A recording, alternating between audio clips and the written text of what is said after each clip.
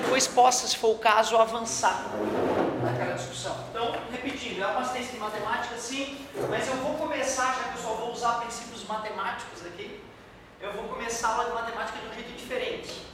O amigo me apresentou uma dedução da equação mais famosa do mundo, talvez, que diz que energia é igual a mc ao quadrado.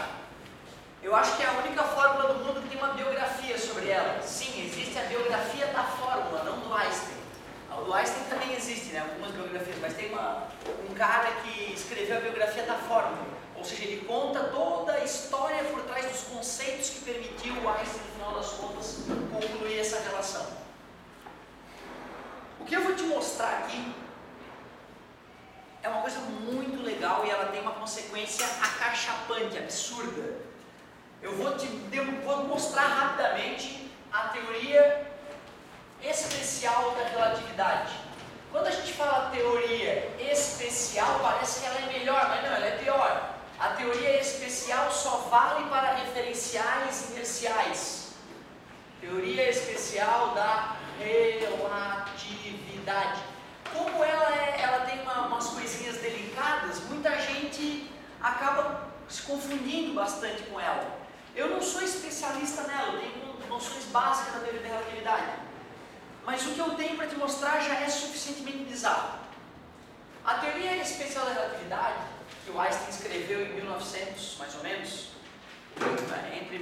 passagem de 1800 para 1900, ele trabalhava no escritório de patentes em Berna, então a vida dele era muito tranquila, ele só tinha que documentar o que os caras inventavam, lá e sobrava tempo livre.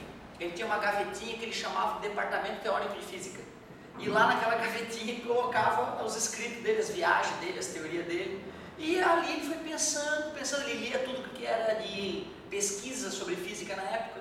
E as pesquisas sobre luz deixavam todo mundo muito doido, porque a velocidade da luz era absolutamente alta e parecia ser constante, não importa como se media. Ou seja, tem um pulso de luz passeando aqui. A velocidade medida para alguém parado no chão, usava o equipamento parado ali, media a velocidade da luz, dava 3 vezes 10 dá 8 metros por segundo.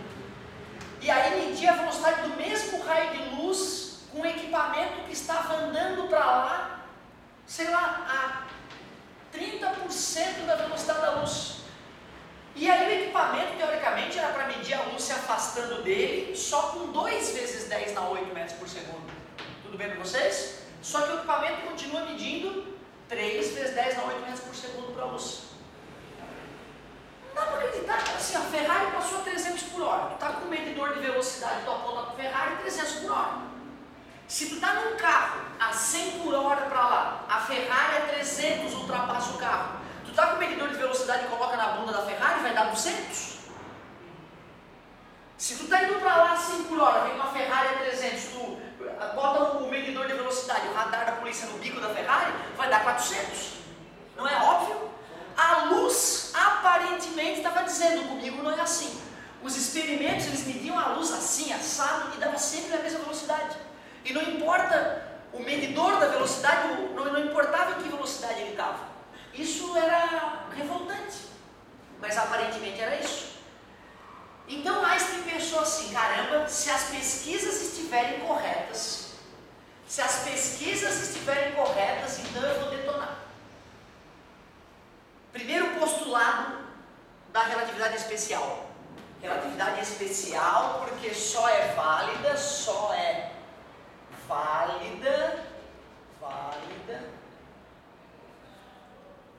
para referenciais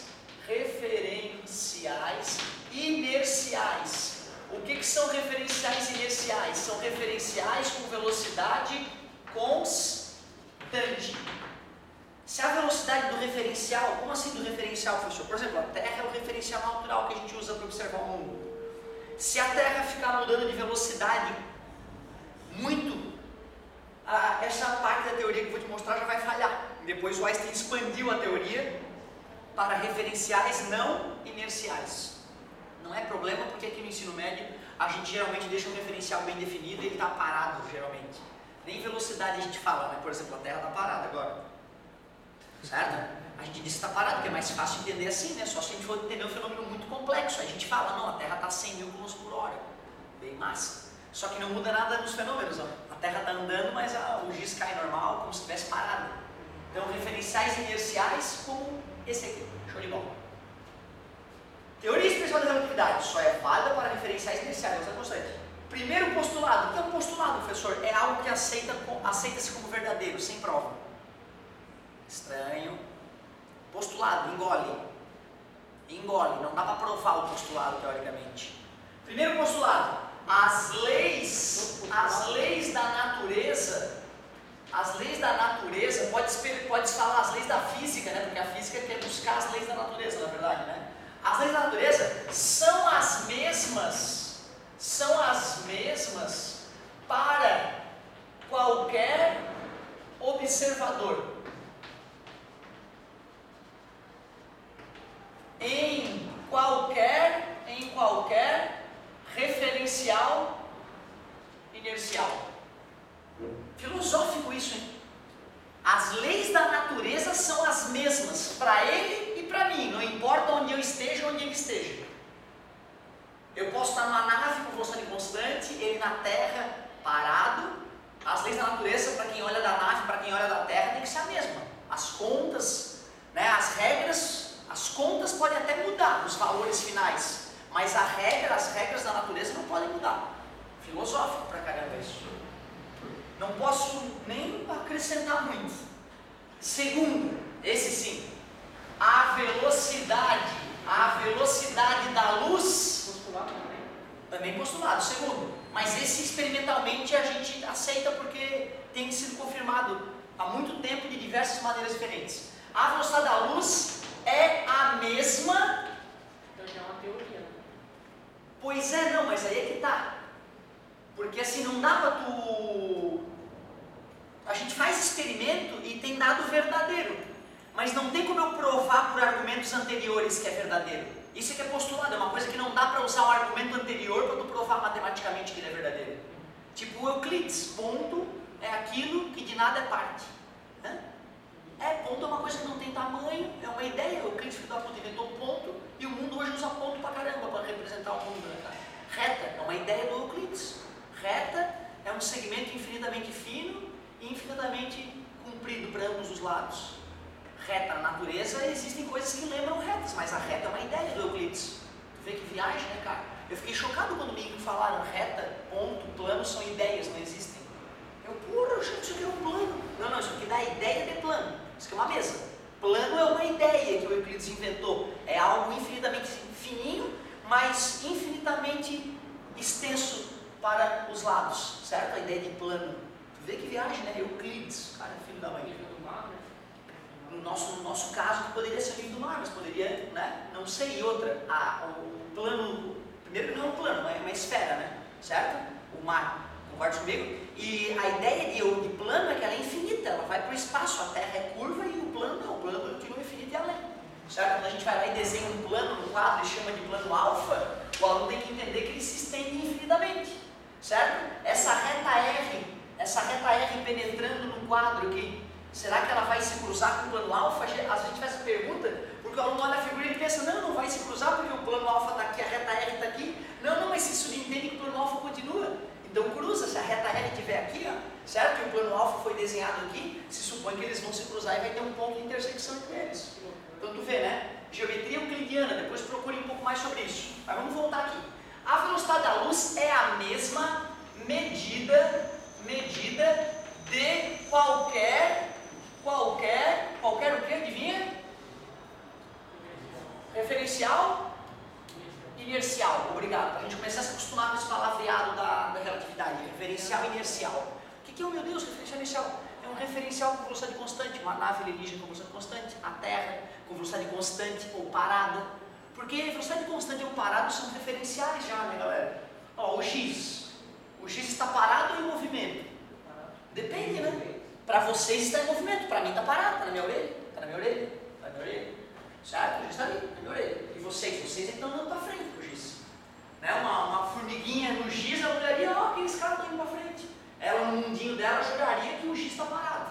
O referencial da formiguinha ali é o giz, certo? Que viagem, né, cara? Para ti está parado, porque é o teu referencial. Então assim, ó, a pergunta, estou em repouso ou em movimento? Tu nunca deve responder sem uma réplica. Em relação a quê? Eu estou em movimento ou em repouso? O leigo responderia, parado, está repouso. Aí eu falaria, em relação ao sol eu estou em movimento. Em relação à lua eu estou em movimento. Em relação ao ônibus que passou ali eu estou em movimento. Certo? Então isso é algo, a própria noção de movimento do repouso é absolutamente relativa. Né? Movimento absoluto não existe um movimento que é em relação ao espaço. Tem que ter uma galáxia de referência, tem que ter um planeta de referência. Certo? Agora é um absurdo isso aqui, que acho que é foda de engolir. A velocidade da luz é a mesma medida de qualquer referencial, não pode. Viola a nossa ideia da Ferrari e do carro, viola, não podia ser assim. Mas os experimentos indicam que sim. Agora nós temos que ter uma decisão. Se nós acreditarmos no que Einstein falou e o que a experiência tem demonstrado, então nós estamos ferrados, porque vai ter um monte de consequência absurda. E eu posso te provar essas consequências absurdas com uma matemática bem simples. Olha só o que o próprio Einstein bolou, o experimento que o Einstein bolou, um experimento mental, um experimento que na prática a gente faz hoje, só que com velocidades menores. Mas imaginem vocês que tem uma nave, pode ser para não ficar bizarro, vamos botar um trem, cara. Um trem, tá vendo aqui? Ó? Isso aqui é um vagão. Esse vagão tem um blindex aqui, vidro. Nós hoje estamos olhando o vagão lá. Tem um sujeito dentro do vagão. Ele realiza um experimento bem simples. Um raio de luz é emitido por essa lâmpada. E quando esse raio de luz atinge esse detector, o computador desse vagão, tem um computador, todo um sistema massa aqui, um relógio atômico, ele mede o tempo que demorou para o raio sair daqui e bater ali. O cronômetro do computador liga quando o raio é disparado, desliga quando o raio atinge o detector. Simples pra caramba, não? Pois é, esse sujeito aqui está no vagão, para ele não faz diferença se o vagão está andando ou não. Vamos supor que se essa estrada é perfeita, não faz barulho, nosso trem elétrico não faz barulho. Pois é, isso é uma coisa que me chocou também. Uma vez um professor de física me falou, Otávio, isso está num vagão blindado que tu não enxerga o que tem fora. Não há nada, não há experimento físico que tu possa fazer no interior de vagão que revelaria se o vagão está parado ou está com velocidade constante, para um lado, para o outro, para cima, para baixo, na diagonal.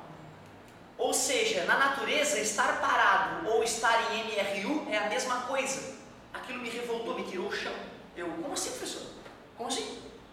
Se eu oscilar um pêndulo dentro do trem, não vai mudar se o trem está parado ou se o trem está em MRU?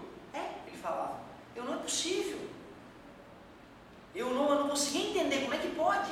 Mas tu vê, a Terra, o que ela está? Ela está em movimento, né? Mas para quem vem de fora, para quem está aqui, ela está parada. Putz, está parada. O fato dela estar em movimento não muda nada, os corpos continuam caindo. Tu vê o que eu quero dizer? Se a Terra de fato estivesse parada em relação ao Sol por algum motivo bizarro, ou se ela estivesse em 1000 km por hora, que é como ela está agora, praticamente em linha reta, fazendo uma curva muito suave, que a gente não percebe, então, não muda nada. Não muda nada na física. Certo? É isso que eu quero te dizer. Então, para esse cara que está ali dentro, não importa se o vagão está andando ou não. Se não tem barulho, se ele não vê a janela e não vê as árvores passando, ele não sabe. Quem está no avião, cara, 900 por hora, bota um copo d'água na mesinha do avião e nem vibra quando não tem turbulência. Tu jura que o avião está parado, aquela porra está 900 por hora. Tudo bem? Esse sujeito faz a simples experiência e mede o tempo. Vamos chamar de delta T. Galera, a luz é linha reta. Daqui a pouco, se o vagão do cara estiver andando, daqui a pouco o vagão está mais para frente, ele vai ver o raiozinho que veio dali chegando. O cronômetro vai ser parado. Não tem curva. Não tem curva. A luz é linha reta. Agora, gente, nós que estamos aqui na estação, vendo o vagão dele passar na hora do experimento, nós vamos ver a luz saindo daqui e chegando lá, enquanto o vagão avança. Esse sujeito vê a luz indo para cima. Mas nós que estamos vendo o vagão avançar, vemos a luz indo assim na diagonal para cima. Simples assim, ó. Para cima é o cara que viu. Nós vamos ver isso, ó. Eu joguei para cima. Se tu for ver o vídeo, parece que o negócio foi assim, ó. Por quê? Porque embora eu tenha arremessado para cima, como o meu corpo estava indo para frente, deu uma velocidade resultante na diagonal. Tudo bem para vocês? Cara, nós vamos olhar o raio saindo daqui e chegando lá. Nós vamos ver essa outra distância.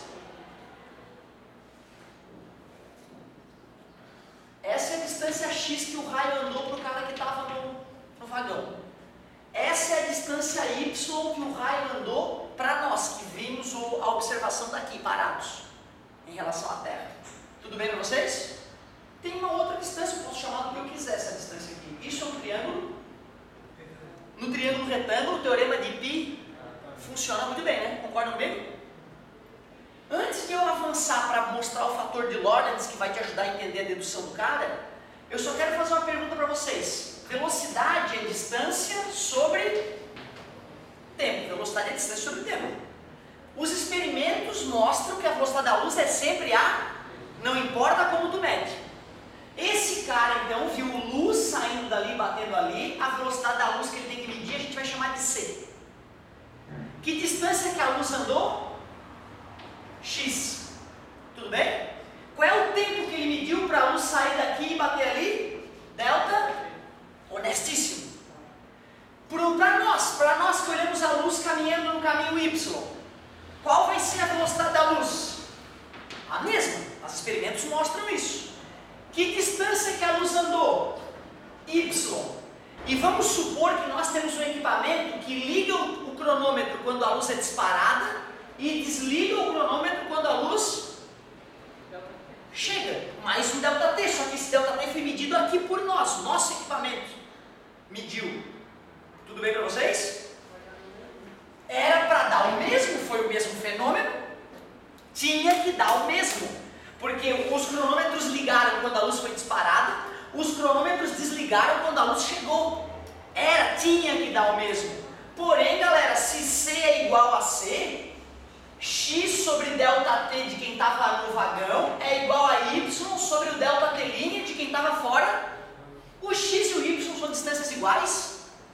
Já que X e Y não são iguais, ΔT de quem está no vagão e o ΔT de quem mediu de fora deu diferente. O tempo passa diferente. Se esse postulado está certo e o que tudo indica está, o tempo que tu vê, o tempo, a maioria de nós tem como noção de tempo o tempo filosófico, como um relógio divino que nunca atrasa e nunca se adianta.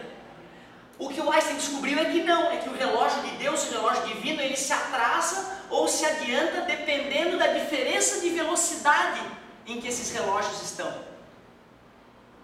Cara, isso é absurdo. É absurdo, não dá para acreditar inicialmente.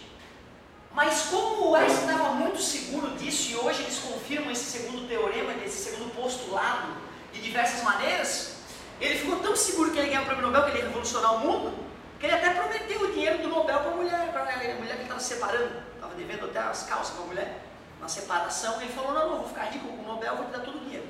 E não ganhou o Nobel por isso, que ficou tão absurdo para a galera aceitar, que demorou anos para a galera, pô, o Einstein é foda, ele estava certo. Agora olha só que interessante, teorema de Pitágoras, a coisa mais tranquila do mundo, y ao quadrado é igual a x ao quadrado mais... Concorda comigo? Já que velocidade é distância sobre tempo, se eu quiser calcular uma distância, eu pego o tempo que está dividido e passo... Quem é o x então? O x é c vezes ΔT. Tudo bem para vocês? Né? Quem é o y? O y é c vezes ΔT linha, ΔT linha, ao quadrado. O que é z? Esse vagão estava se movendo com uma velocidade v para frente, né? Nós estamos percebendo ele se mover. Nós podemos medir o tempo que ele demorou para ir dali até ali. É o mesmo ΔT do raio, né? O raio saiu aqui, o nosso cronômetro ligou. O raio chegou ali, o nosso cronômetro desligou. O tempo que esse vagão ficou andando daqui para cá foi ΔT', né? Foi o tempo que nós medimos. Até porque o sujeito que está dentro do vagão nem percebe o movimento do vagão. Concorda comigo? Ele andou uma distância z, né? Certo? A velocidade do vagão é v. Velocidade é distância sobre tempo. Quem é o z então, por favor? O z é v vezes ΔT linha. Pitágoras, cara. Pitágoras e velocidade média. Pitágoras e velocidade média, as únicas duas coisas que eu usei. Agora eu vou isolar o ΔT', ou ΔT, né? Tanto faz. Assim eu vou arrumar uma expressão matemática para o tempo de quem está no vagão, para a passagem do tempo de quem está no vagão e para a passagem do tempo de quem está fora do vagão. Tudo bem? C ao quadrado, ΔT' ao quadrado é igual a C ao quadrado, ΔT ao quadrado, mais passar para cá, menos, né? Então, peraí, menos V ao quadrado, ΔT' ao quadrado, é igual, esse cara ficou, ΔT ao quadrado. Vou botar o ΔT' em evidência, ΔT' ao quadrado em evidência, vai ficar C ao quadrado menos V ao quadrado. Vou passar esse cara para cá, dividindo, e vou extrair a raiz quadrada. Isso aqui é um quadrado também, né? Vou passar esse cara dividindo para lá, então vai ficar C ao quadrado, ΔT ao quadrado, sobre C ao quadrado menos V ao quadrado. Isso aqui é ao quadrado. E ao quadrado passo para lá raiz quadrada, concorda comigo? Para ficar mais elegante, vocês concordam que eu posso dividir por C ao quadrado aqui e dividir por C ao quadrado aqui? Dividir, né? Numerador e denominador pelo mesmo número, né? Um número dividido por ele mesmo dá 1, né? Certo? E aí aquele denominador, eu vou poder escrever ele mais bonitinho, ó. O tempo de quem estava fora da nave, do vagão, é igual. Não, aqui eu vou passar a raiz depois, ainda não passei. Né? Ainda não passei, vou passar depois. ΔT ao quadrado sobre esse dividido por esse dá 1, né? Menos esse dividido por esse, V ao quadrado sobre C ao quadrado. Ao quadrado vai passar para lá, raiz quadrada. Raiz quadrada de ΔT ao quadrado, 1 menos V ao quadrado sobre C ao quadrado. O tempo de quem está fora do vagão é igual ao tempo de quem está no vagão, multiplicado por 1 sobre 1 menos V sobre C ao quadrado. O que é V? De quem? Do vagão, né?